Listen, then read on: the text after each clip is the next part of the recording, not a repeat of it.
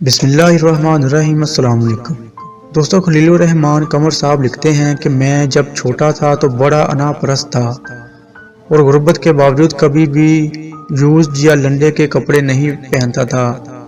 ایک بار میرے ابا کو کپڑے کا سوٹ گفٹ ملا تو میں نے اس سے کہا مجھے کوٹ سلوانا ہے، تو ابا جی نے اجازت دے دی اور ہاف سوٹ سے میں نے گول گلے والا کوٹ سلوا لیا، جس کا ان دنوں بڑا رواج تھا۔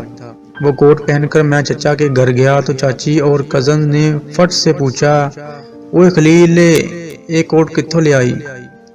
میں نے کہا سوایا ہے چاچی، لیکن وہ نہ مانے۔ میں نے قسمیں بھی کھائیں لیکن ان کو اعتبار نہ آیا۔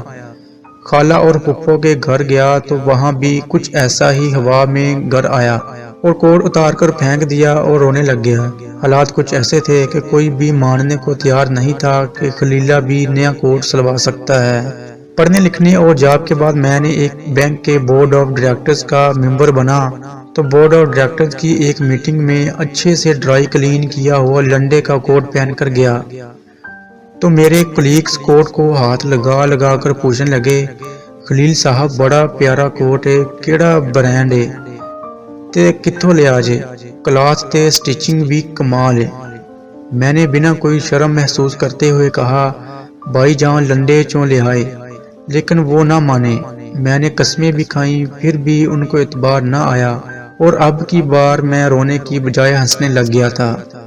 سچ ہے یہ معاشرہ بڑا منافق ہے، غریب کے سچ پر بھی اعتبار نہیں کرتا اور امیر کے جھوٹ پر بھی صداقت کی مہر لگا دیتا ہے۔